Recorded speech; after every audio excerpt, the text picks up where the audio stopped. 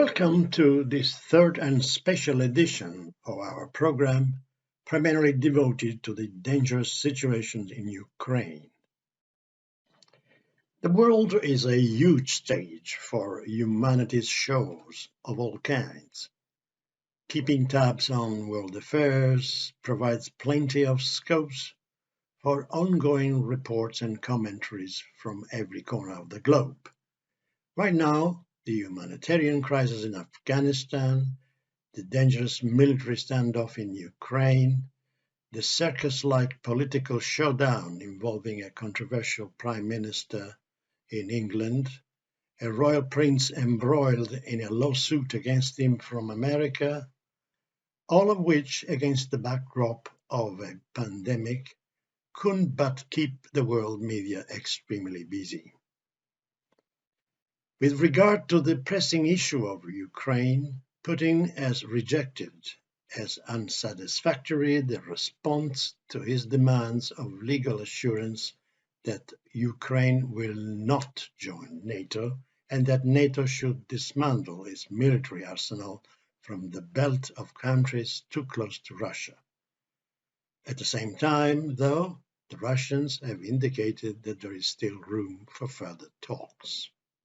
On this issue, we interviewed Dr. Michael O'Hurley, Editor-in-Chief of Diplomacy in Ireland, as well as defense and security analyst and former counsel at the United States Congress. Just one question to you as a professional and a very experienced analyst of these matters. The debacle in Ukraine, it's a standstill at the moment. What is going to happen, in your opinion? Can you assess the situation? I think the only person who knows what will happen is Vladimir Putin. He's ultimately in command of the situation. What do we expect? I don't expect a full-scale invasion. It would be a debacle for Russia to try to take all of Ukraine and hold it. The Ukrainian army that existed in 2014 is now a seasoned field force, although overwhelmingly outnumbered and outgunned. Fighting someone on their own land is never an easy task. My greatest fear is that he will use this as an opportunity to move Russian troops across Belarus, solidifying his hold on Belarus now that its leader has shown himself to be shaky and Belarus slipping into the European orbit. And he would use it to move troops further into Donbass, into Luhansk and Donetsk, which would make it more difficult for them ever to be returned to Ukraine. And it would set off a firestorm in European circles about whether that actually constitutes an invasion, given Russia's effective control over those areas at present. Michael, seemingly Putin is strongly contesting NATO's expansion into former Soviet Union countries that are now part of the EU and that are too close to the Russian border. I think we have to remember this in context. Russia's incursions into Moldova, in which it still occupies the Transnistria, their occupations of Abkhazia and Georgia and South Ossetia, now Luhansk, Donetsk, and in Crimea, show that it's Russia who is actually advancing and encroaching upon Europe, and not the other way around. It is within every country's self-determination to ally themselves with whomever they want.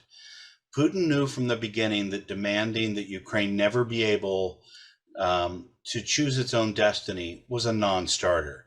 If NATO and the EU were to give in to such a demand, it would essentially undermine their foundational undertakings, which is to allow countries who determine that they want to associate to be able to do so.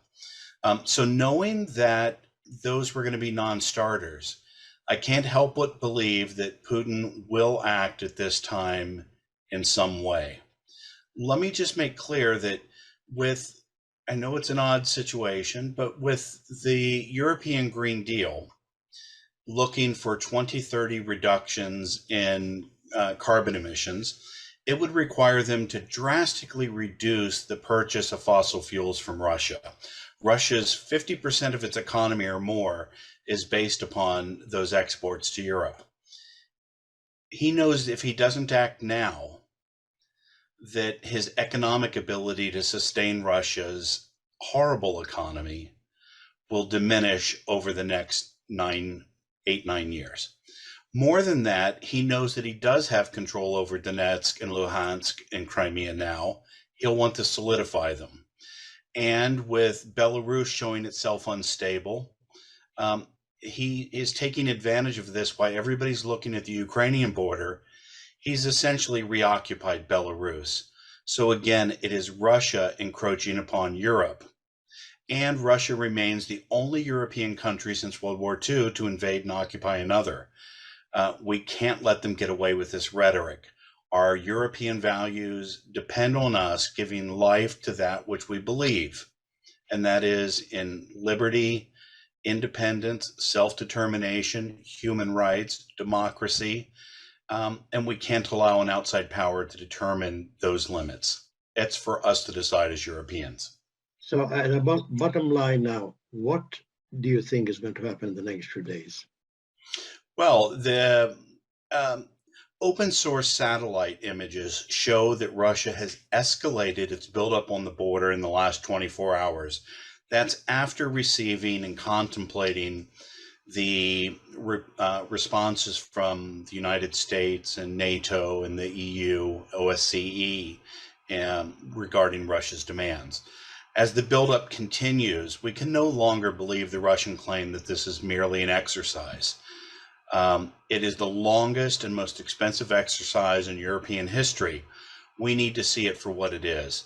And like a chessboard, Putin is stressing all of the players to determine which of his pieces he can most develop and win with.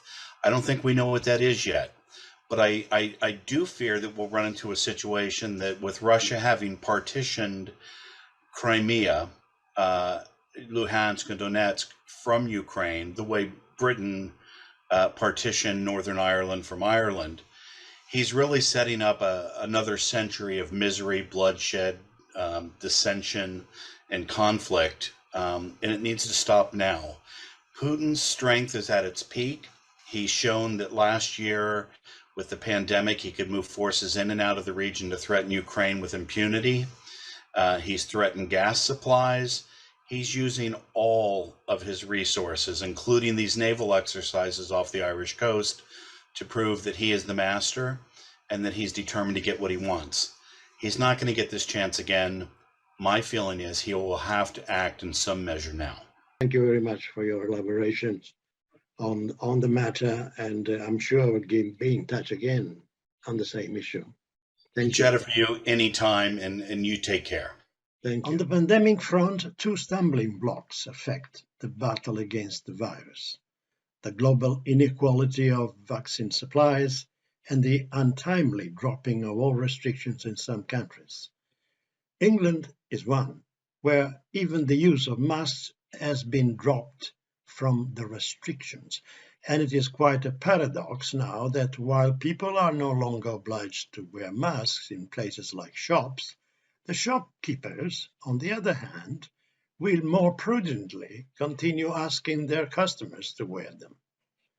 In Britain, the number of deaths may have decreased, but contagions are still high, putting pressure on hospital care. This has been the attitude of Boris Johnson for some time now, the British Prime Minister who is aiming at going down in history as the saviour of Britain from the EU constrictions, the booster of a botched-up economic recovery, and a paladin of vaccinations.